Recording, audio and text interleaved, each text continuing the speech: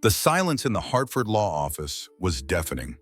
Alexander Mitchell sat perfectly still as the words echoed around the mahogany-paneled room. $26,400,000. To him alone. The explosion came exactly as he'd expected. His father, Robert's fist crashed into the conference table with a sound like breaking bones. His mother, Patricia's voice cracked like ice under pressure as she demanded answers that would never satisfy her. His brother, Michael, the corporate lawyer who thought he understood everything about money and power, was already calculating appeals and challenges. His sister, Sarah, stared at Alex like he'd murdered someone she loved. But Alex had learned something from his grandparents that the rest of his family never understood. Patience wasn't just waiting. It was preparation. It was seeing the storm coming and building shelter before the first raindrop fell. Margaret Davis, the family attorney, continued reading through their rage. The will was ironclad. William and Eleanor Mitchell had been thorough, methodical, and absolutely clear about their intentions. Every legal safeguard had been anticipated. Every challenge had been countered before it could be raised. The room grew colder as the reality settled in.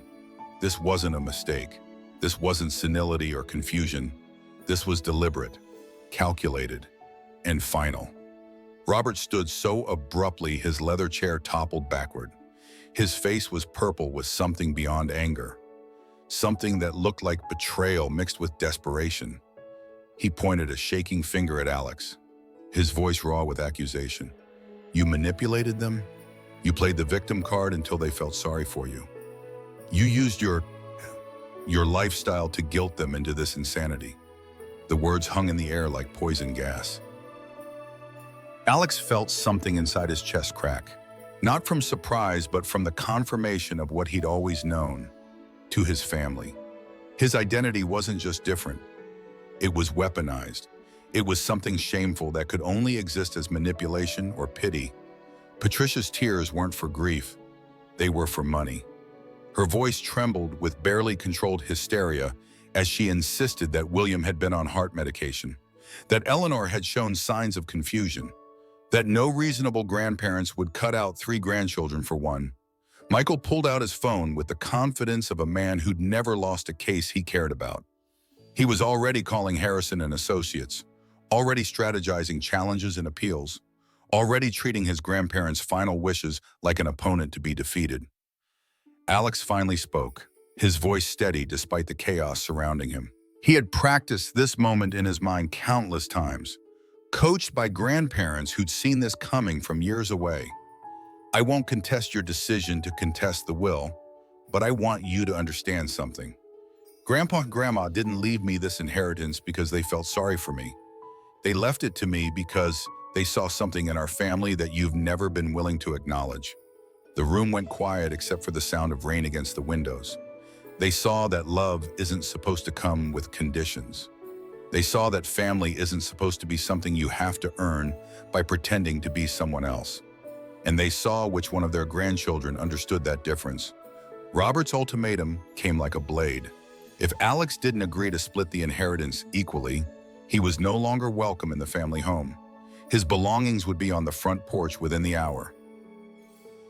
The family would contest every aspect of the will and make sure everyone in their social circle knew exactly what kind of person Alex really was. Alex stood slowly, straightening his black suit jacket. He looked around the table at faces that had once meant everything to him, faces now twisted by greed and resentment into something unrecognizable. He walked toward the door, then paused with his hand on the brass handle. I know, he said simply, and walked out into the storm. The drive to Martha's Vineyard gave Alex time to think about the weight of what had just happened. His phone buzzed constantly with angry texts from family members, but he'd turned off the notifications hours ago. The ferry ride across the Sound was peaceful despite the weather, and by the time he reached the estate, the sun was breaking through the clouds like a promise. The house stood exactly as it always had. White clapboard siding weathered by decades of coastal storms, blue shutters that his grandfather had painted by hand every 3 years. The wraparound porch where Alex had learned what unconditional love actually felt like. Inside, Everything smelled like lavender and sea salt and memories. But there was something else now. Something that hadn't been there during summer visits. There was permanence. This wasn't just a vacation house anymore. This was home. This was sanctuary. This was the place his grandparents had prepared for exactly this moment. On the nightstand in the master bedroom, Alex found an envelope with his name written in Eleanor's careful script. Inside was a small brass key and a note that made his hands tremble. "My dear Alex, if you're reading this, then the storm has begun. The key opens the safe in your grandfather's workshop. Everything you need is there. Remember what we taught you. Patience is power, but preparation is wisdom. All our love, Grandma Eleanor." The workshop behind the main house smelled like wood shavings and varnish, exactly as it always had. The safe was hidden behind a false panel in William's workbench, and the key turned smoothly despite Alex's shaking fingers. What he found inside changed everything he thought he knew about his family's history. The first document was a diary, leather-bound and worn, with dates spanning from 1962 to 1968. William's handwriting was young and uncertain in the early entries, but the words were clear enough to stop Alex's breathing. "James makes me feel like the person I was meant to be. I know what the world thinks about men like us, but when I'm with him, none of that matters. We're building something beautiful together, something that feels more real than anything I've ever known." Alex sank into his grandfather's workshop chair, the diary trembling in his hands. Page after page revealed a love story that had been hidden for 60 years. William had been gay. William had been in love with a man named James Morrison.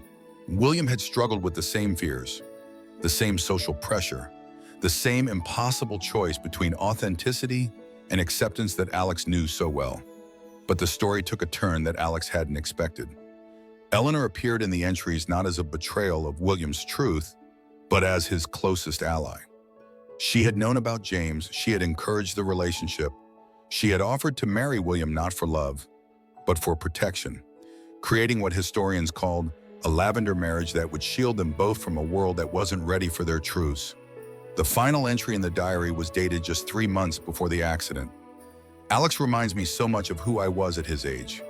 Brave enough to live authentically, strong enough to face rejection, wise enough to know that love isn't something you compromise. Eleanor and I have decided that he should inherit everything, not because we feel sorry for him, but because he's the only one in our family who understands what we've been trying to teach for 60 years. Love wins when you're patient enough to let it." The inheritance wasn't charity. It wasn't pity. It was recognition. It was the passing of a torch from one generation that had been forced to hide to another generation that refused to. Alex spent the rest of the evening calling the numbers his grandparents had left for him, activating a support network they'd built with military precision. By midnight, he had confirmation that private security would arrive in the morning, that Margaret Chen was ready to counter any legal challenges, and that Judge Harry Thornton had already reviewed the will and found it unassailable. As he prepared for bed in his childhood room, Alex felt something he hadn't experienced in years. He felt protected, not just by money or lawyers or legal documents, but by love that had seen the future and prepared for it. His family would come back. They would bring lawyers and pressure and probably threats. They would try to paint him as a manipulative opportunist who'd taken advantage of elderly grandparents. They would use every weapon they could find, including his sexuality, to try to destroy what William and Eleanor had built. But they didn't understand what Alex now knew. His grandparents hadn't just left him an inheritance. They'd left him an army. They'd left him a legacy. They'd left him proof that love doesn't always look like acceptance, but it always looks like protection. The storm his family was preparing to unleash had been anticipated by people who'd survived much worse storms, and Alex was no longer facing it alone. Sometimes the greatest gifts aren't the ones we expect, but the ones that teach us who we've always been meant to become. Alex had inherited more than money that day. He'd inherited the knowledge that authenticity isn't a burden to be carried, but a strength to be celebrated. And that inheritance was worth more than any amount his family could have offered to make him compromise who he was. If this story resonates with you, subscribe to Heart Stories, where every silence holds a second chance and every story reminds us that love always finds a way to win.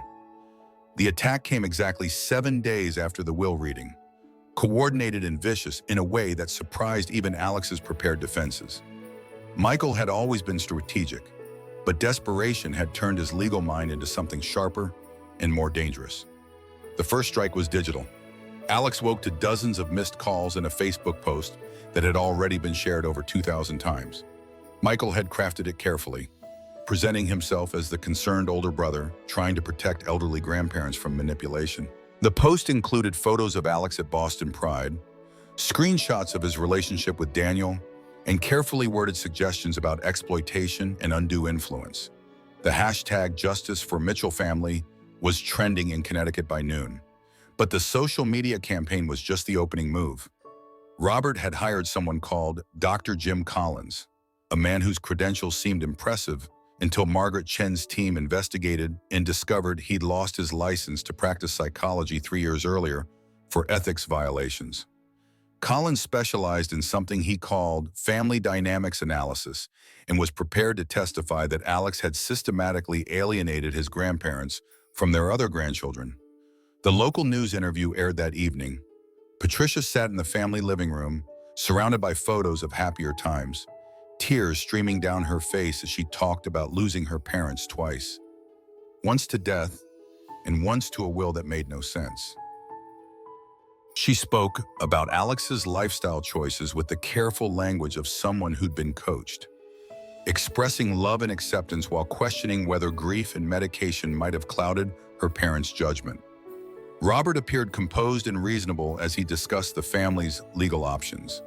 He never mentioned money directly, instead talking about fairness and the importance of honoring what their parents would have truly wanted. The reporter didn't ask about the years of family dinners where Alex had been excluded, or the Christmas celebrations where his boyfriend wasn't welcome.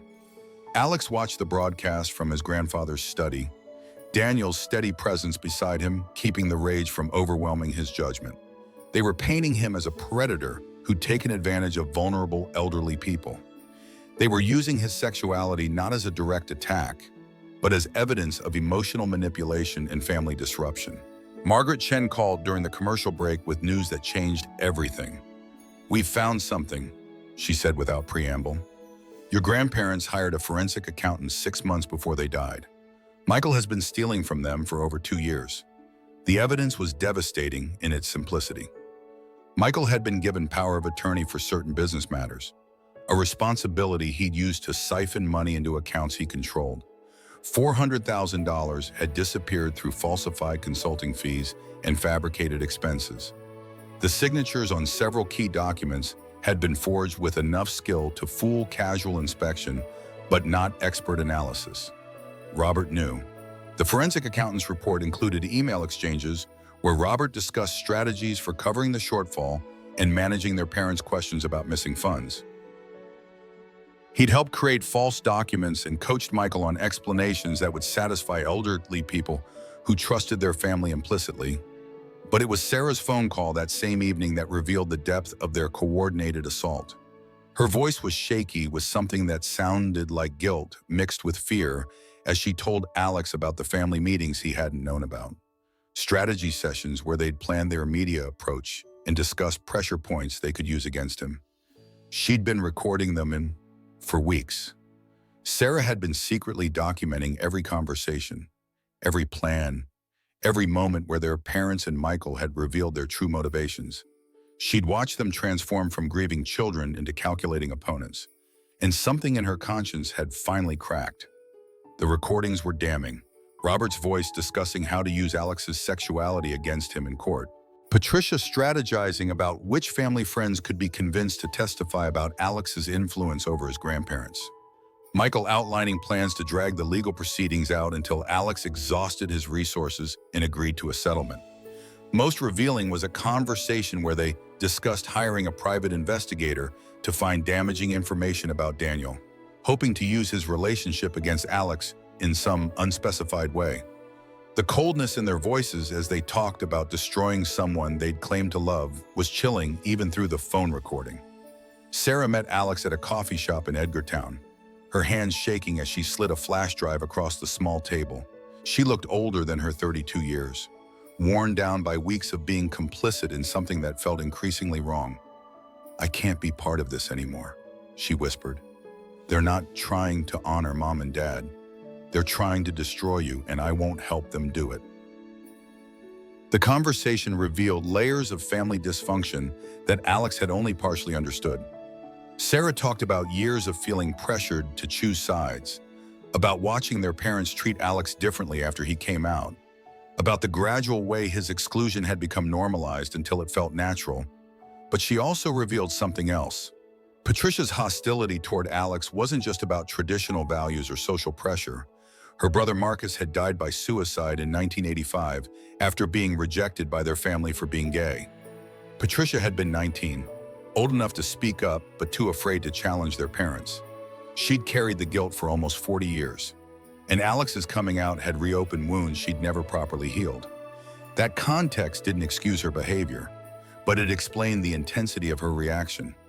She wasn't just rejecting Alex's sexuality, she was trying to rewrite history to prove that love and acceptance weren't necessary for family survival, because accepting that truth would mean confronting her role in her brother's death. The recordings also revealed that their campaign against Alex was beginning to fracture their remaining relationships. Extended family members were uncomfortable with the public nature of their dispute.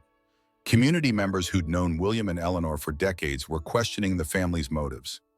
Even some of their closest friends were privately expressing doubt about the wisdom of contesting a will that seemed to reflect the grandparents' clearly stated values.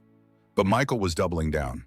He'd already hired a crisis management firm to coordinate their media strategy and had reached out to political connections to pressure venues and businesses that might support Alex. The plan was to make his life in Massachusetts so uncomfortable that he'd agreed to negotiate. They didn't understand that Alex was no longer fighting alone. Daniel had taken vacation time from his work at Boston Children's Hospital to be fully present during the crisis. Margaret Chen's legal team was working around the clock to prepare counter strategies. The private security firm had already identified and neutralized 2 separate attempts to photograph Alex in compromising situations. Most importantly, Alex was beginning to understand the true scope of what his grandparents had prepared for him. The inheritance wasn't just money, it was a weapon designed to fight exactly this kind of battle. Every dollar had been positioned to give him maximum leverage. Every legal protection had been crafted to withstand exactly the kind of assault his family was mounting. As Alex drove back to Martha's Vineyard that evening, Sarah's recordings secure in his laptop bag, he felt something shifting in his approach to the conflict. He'd been thinking defensively, trying to protect what his grandparents had left him, but they'd given him something more powerful than protection. They'd given him the tools to fight back. The storm his family had unleashed was about to become a war, and they'd just handed him the ammunition to win it. Sometimes the people who claim to love us most are the ones who understand us least, but real family isn't about blood or obligation. It's about choosing to see someone's truth and protecting their right to live it, even when that protection requires courage we didn't know we possessed. The death threats started on a Tuesday morning, delivered through anonymous email accounts and burner phone numbers. Someone had leaked Alex's personal contact information online, and the strangers who found it weren't sending congratulations. The messages were graphic, specific, and designed to terrify someone into submission. By Wednesday, Alex's address had been posted on social media with encouragement for people to visit and express their opinions in person. The local police increased patrols around the Martha's Vineyard estate, but Thomas Reed recommended something more comprehensive. The cybersecurity team arrived Thursday morning, 3 specialists who transformed William's old study into a digital fortress. They traced the source of the leaked information back to a private investigator Michael had hired, a man whose methods apparently included illegal hacking and coordinated harassment campaigns. Within hours, they'd secured Alex's digital footprint and begun building a case for criminal charges. But the most shocking discovery came from an unexpected source. While reviewing Eleanor's personal papers, Margaret Chen found correspondence that revealed depths to Alex's grandmother that no one in the family had suspected. Eleanor Mitchell hadn't just been a supportive grandmother, She'd been a civil rights activist in the 1960s, a freedom rider who'd spent 3 weeks in a Mississippi jail for attempting to register black voters. The letters dated from 1963 showed a young woman who understood systemic oppression in ways that informed everything she'd done for the rest of her life. She'd seen how institutions could be weaponized against vulnerable people, how families could become tools of social control, how love could be used as leverage to force conformity. Her network from those days had remained active for 60 years. Phone calls to numbers Eleanor had left in her address book revealed a constellation of retired activists, lawyers, judges, and organizers who'd been waiting for exactly this kind of call. They'd watched Alex's story unfold in the media with the sharp recognition of people who'd seen similar battles fought in different contexts. Judge Harry Thornton wasn't just a family friend. He'd been Eleanor's cellmate's brother, a man who'd spent his career ensuring that legal systems protected people instead of destroying them. Margaret Chen wasn't just a skilled attorney. She'd been mentored by Eleanor during her early career when discrimination against Asian women in law was commonplace and vicious. Dr. Sarah Washington, the psychiatrist preparing to testify about family dynamics, had been inspired to enter her field after watching Eleanor counsel families torn apart by the pressures of integration. Thomas Reed's connection wasn't just professional courtesy. His father had served alongside William in Vietnam, and Eleanor had helped his family navigate the VA system when bureaucracy threatened to deny his service-related benefits. Alex was beginning to understand that his grandparents hadn't just anticipated this battle. They'd been preparing for it since before he was born, building relationships and establishing debts of gratitude that could be called upon when their family needed protection. The community support was equally strategic. Martha's Vineyard had always been a place where privacy and acceptance were valued above conformity. The year-round residents who'd watched Alex grow up during summer visits weren't impressed by outside pressure or media campaigns. Local businesses began displaying small rainbow flags in their windows, not as political statements, but as quiet declarations of solidarity with someone they considered their own. The Yale Alumni Network activated with impressive efficiency. Alex's former professors, classmates, and mentors reached out to offer everything from legal advice to character references. The university's LGBT Alumni Association issued a statement condemning the harassment campaign and offering institutional support for any legal proceedings.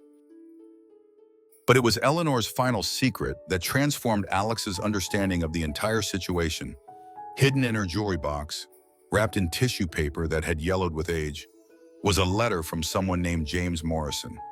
The handwriting was careful and formal, but the emotion behind the words was unmistakable. Dear Eleanor, I know William can never acknowledge publicly what we meant to each other, but I want you to know that your kindness made it possible for us to love each other without shame, even if only in private. You gave us sanctuary when the world would have destroyed us, and I will never forget that gift. If there's ever anything I can do to repay that debt, please don't hesitate to ask. The letter was dated 1997, 20 years after William and Eleanor had married. James had remained in William's life not as a threat to the marriage, but as part of an extended family that Eleanor had helped create and protect.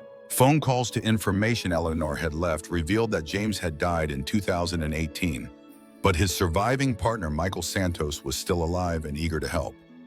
Michael Santos was 78 years old and living in Provincetown, a man whose life had spanned from the Stonewall riots to marriage equality. His phone call with Alex lasted 3 hours and revealed the true scope of what William and Eleanor had been building for decades. They'd been quiet activists, using their wealth and social position to support LGBT individuals and families throughout New England. They'd funded legal cases, provided emergency housing, and created scholarship programs that had helped hundreds of people over the years. Alex's inheritance wasn't just personal wealth. It was the continuation of a legacy that had been operating in secret for 60 years. The legal fortress Margaret Chen was building became even more formidable when Michael Santos agreed to testify about William's character and intentions. His testimony would establish that William's sexuality wasn't a secret shame that could be exploited, but a source of empathy and wisdom that had informed his values for decades. Local law enforcement had also begun investigating the harassment campaign more seriously after the cybersecurity team provided evidence of coordinated illegal activity. The private investigator Michael had hired was already under investigation in 2 other states for similar campaigns, and federal authorities were considering charges that could result in significant prison time. By the end of the week, Alex's position had transformed from defensive to dominant. He wasn't just fighting to protect his inheritance anymore. He was positioned to destroy anyone who threatened him, using tools and allies his grandparents had been assembling for decades. The family that had tried to paint him as an isolated manipulator was about to discover that he was connected to networks of power and influence they'd never imagined. The grandparents they'd dismissed as sentimental elderly people had been strategic thinkers whose plans extended far beyond a simple will reading. The fortress his grandparents had built around him wasn't just legal or financial. It was moral, social, and institutional. They'd created a structure of protection that could withstand any assault his family could mount. And more importantly, they'd positioned Alex to emerge from the battle stronger than when he'd entered it. As Alex walked the beach behind the estate that evening, Daniel beside him and security discreetly stationed around the property, he felt the weight of responsibility that came with his new understanding. The inheritance wasn't just about him anymore. It was about continuing work that had been protecting vulnerable people for decades. The war his family had started was about to teach them something his grandparents had learned 60 years earlier. When you attack someone who's protected by love that's been patient enough to plan for every possibility, you don't just lose the battle, you discover what real power actually looks like. The courthouse in Boston was surrounded by media when the hearing began. Michael's crisis management firm had orchestrated what they called a grassroots demonstration, but the crowd of supporters looked suspiciously uniform and well-funded. Signs demanding family fairness and traditional values were professionally printed and strategically positioned for maximum camera exposure. But they'd miscalculated the public mood. Counter-protesters had arrived in larger numbers, many of them carrying signs that read "Love wins" and "Honor their wishes." The Yale LGBT Alumni Association had organized buses from New Haven. Veterans groups who'd learned about William's military service and his hidden struggles had driven from across New England. The visual contrast was stark and immediately obvious to anyone paying attention. Inside the courthouse, James Harrison had assembled an impressive legal team, but their confidence was about to be systematically dismantled. Margaret Chen began her presentation with video testimony from Michael Santos, whose 78-year-old voice carried the weight of 6 decades of love and loss. William Mitchell was the bravest man I ever knew. He lived authentically in a time when that could have destroyed everything he'd built, and he did it because Eleanor made it safe for him to be human. They saw the same courage in Alex that had defined their entire relationship. This inheritance isn't charity, it's recognition. The court fell silent as Michael Santos described dinner parties in the 1970s, where William and Eleanor had quietly supported other LGBT individuals, business investments they'd made in companies owned by marginalized people, legal fees they'd paid for discrimination cases that never made the newspapers. Alex hadn't just inherited money, he'd inherited the continuation of a decades-long mission. But it was Sarah's testimony that shattered the family's case entirely. She walked to the witness stand carrying a tablet loaded with recordings that would destroy any sympathy her family might have retained. Margaret Chen played them strategically, building a narrative that revealed not just greed, but calculated cruelty.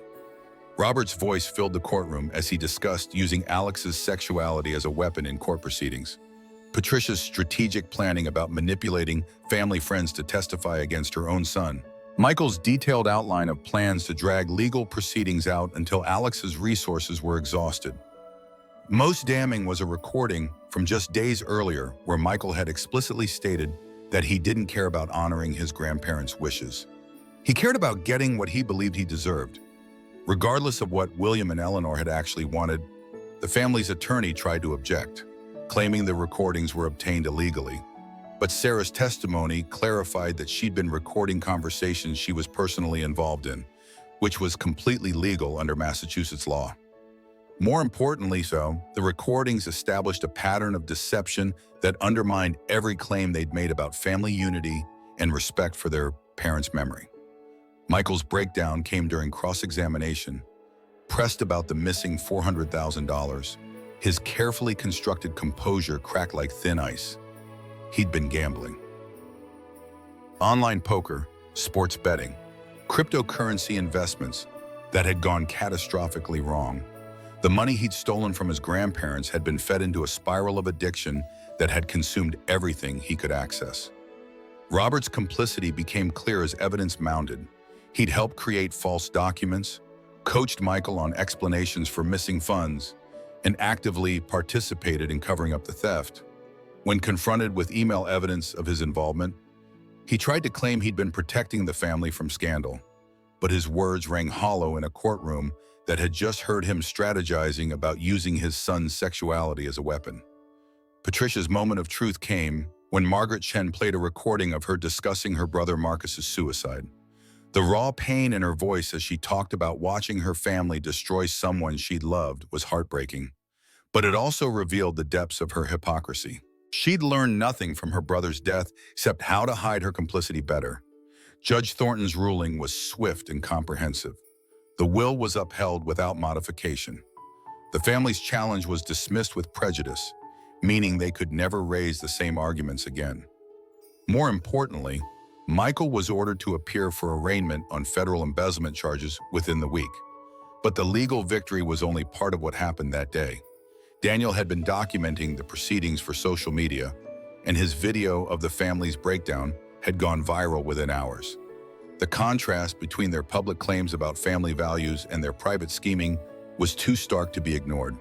Celebrity activists began sharing the story with commentary about the ongoing struggles LGBT individuals faced within their own families. The hashtag that had started as an attack on Alex transformed into something else entirely, as people shared their own stories of conditional love and family rejection. The backlash against the Mitchell family was swift and brutal. Robert's engineering firm lost several major contracts as clients distanced themselves from the controversy.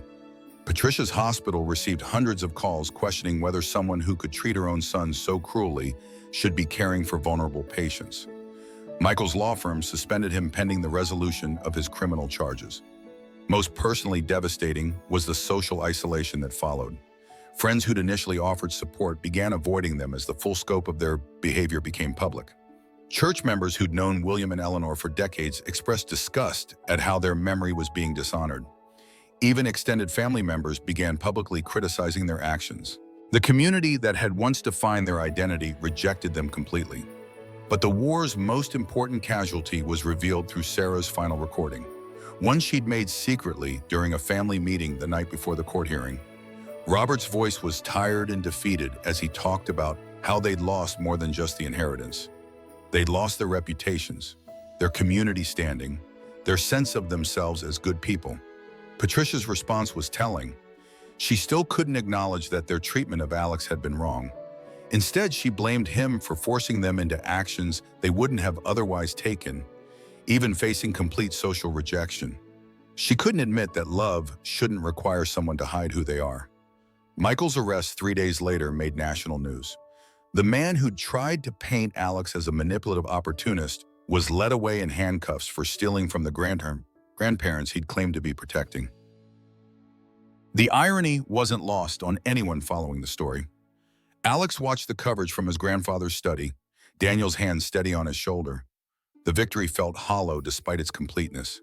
He'd won everything his grandparents had left him, but he'd also lost the family he'd grown up believing loved him. Sarah's visit that evening complicated his emotions further. She sat in the living room where family gatherings had once felt warm and inclusive, tears streaming down her face as she apologized for years of complicity. She'd known their treatment of Alex was wrong, but she'd been too afraid of becoming the next target to speak up. Her recordings hadn't just been evidence. They'd been her attempt to finally choose the right side of a battle that had been raging since Alex came out. It was too late to undo the damage, but it wasn't too late to stop being part of the problem. The conversation lasted hours and established the boundaries of whatever relationship they might rebuild. Sarah would need to prove through actions, not words. that her change of heart was genuine. Alex would forgive, but forgiveness didn't mean forgetting or trusting without evidence. As autumn settled over Martha's Vineyard, Alex began to understand that the war his family had started had accomplished something they'd never intended. It had forced him to discover the true scope of his grandparents' legacy and his own capacity for surviving attempts to destroy him. The inheritance had never been about money.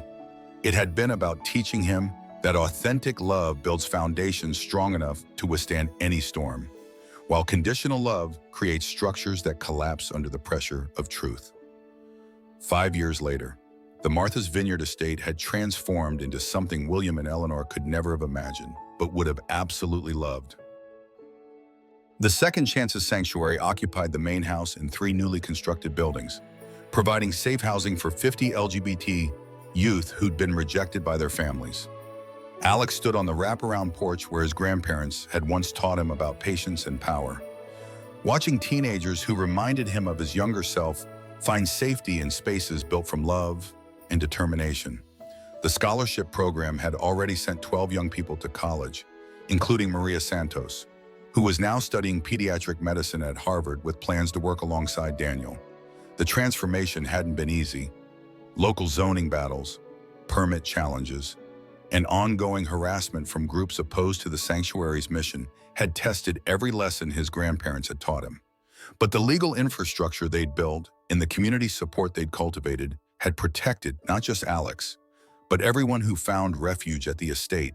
Daniel had proposed 2 years earlier in the same spot where Alex had once sat with his grandparents, watching sunsets and learning that authenticity was worth fighting for. The wedding planning had been complicated by one impossible decision. Should they invite Sarah? Her redemption arc had been slow and sometimes painful.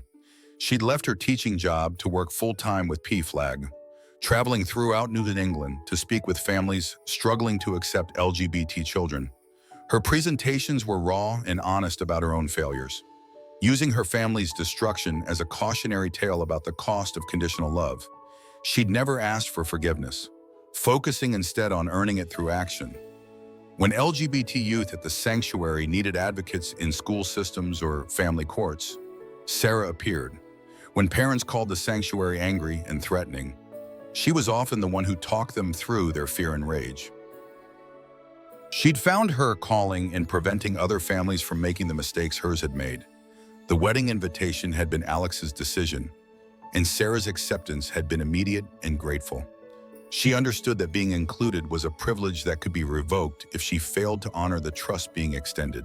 The ceremony itself was perfect in its simplicity. Guests filled the estate grounds, a chosen family of sanctuary residents, former clients, activists, and allies who understood that this wedding was about more than 2 people promising to love each other. It was about celebrating the kind of love that built institutions and changed lives. Michael Santos, now 83, had flown in from Provincetown to represent the generation that had made Alex's happiness possible. He sat in the front row next to Eleanor's photo, tears streaming down his weathered face as he watched love triumph in a place where it had once been forced to hide. Sarah's speech as the only family member present was brief and powerful. She spoke about learning too late that love isn't something you withhold until people meet your expectations. It's something you offer freely, trusting that authenticity will always be more valuable than conformity. The moment that captured everything came during the reception, when 15-year-old Marcus Thompson approached the microphone with shaking hands. Marcus had arrived at the sanctuary 6 months earlier, disowned by evangelical parents who'd chosen their interpretation of faith over their child. His voice cracked as he thanked Alex and Daniel for showing him that family isn't about biology or obligation. Family is about people who see your truth and choose to protect it, who celebrate your joy and share your struggles, who understand that love grows stronger when it's given freely rather than earned through performance. The speech was interrupted by applause from young people who understood exactly what Marcus meant, by adults who remembered feeling the same desperation he'd escaped, by a community that had formed around the radical idea that everyone deserves to be loved without conditions. Later that evening, as guests danced under string lights that transformed the estate into something magical, Alex found himself in his grandfather's study with a letter that had arrived that morning. It was from Dr. Jennifer Kim, now a pediatric surgeon at Seattle Children's Hospital, who'd lived at the sanctuary during her senior year of high school. The letter described her work, her upcoming marriage to another surgeon, and her plans to establish a scholarship fund for LGBT youth interested in medical careers. But the final paragraph was what made Alex's eyes fill with tears. "You saved my life when I was 17, but more importantly, you taught me that my life was worth saving. Every child I help heal, every family I counsel through crisis, every moment of joy I experience is possible because you and Daniel created a place where rejected kids could remember that rejection isn't the end of the story. Thank you for showing me that love wins when we're brave enough to make it win." Alex walked to William's desk and opened the drawer where he'd kept his grandfather's diary for 5 years. Tucked inside the back cover was a letter he'd never noticed before, written in William's careful script and dated just weeks before the accident. "My dear Alex, if you're reading this, then you've survived the storm and learned what Eleanor and I always knew. You were never the problem in our family. You were the solution. Your courage to live authentically gave us permission to remember who we'd always been underneath the roles we'd been forced to play. Your inheritance isn't money or property. It's the knowledge that love multiplies when it's shared, and that authenticity creates space for others to be authentic too. Build something beautiful with what we've given you. And remember that every person who finds safety in that beauty extends our legacy in ways we could never imagine. Love wins when we're patient enough to plant seeds we might not live to see flower." 10 years later, Alex stood in the same study, now serving as his office as director of the Mitchell Foundation. The walls were covered with graduation photos, wedding announcements, and thank you letters from young people who'd found their way through programs the foundation supported across New England. Daniel found him there as the sun set over Martha's Vineyard, their 4-year-old twins sleeping upstairs in rooms that had once housed rejected teenagers, but now echoed with the laughter of children being raised by parents who understood that love creates safety and safety creates possibility. The inheritance had multiplied beyond anything William and Eleanor could have imagined, not just in financial terms, but in lives changed, families healed, and communities transformed. Every dollar had been invested in the radical proposition that authentic love builds foundations strong enough to support anyone who needs shelter. As Alex closed his grandfather's diary and prepared to join his family for dinner, he understood that the greatest inheritance isn't what we receive, but what we choose to pass on. His grandparents had given him more than money or property. They'd given him proof that patience isn't passive waiting, but active preparation for the moment when love gets the chance to win. The sanctuary would continue long after Alex was gone, ensuring that other rejected children would find the safety and acceptance that transforms survival into thriving. That was the legacy William and Eleanor had always intended, and the gift that would keep multiplying for generations. Have you ever experienced the kind of unconditional love that transforms not just your life, but your understanding of what family can be? Share your story in the comments below. And don't forget to subscribe to Heart Stories, where every voice matters and every story reminds us that love always finds a way to triumph over fear.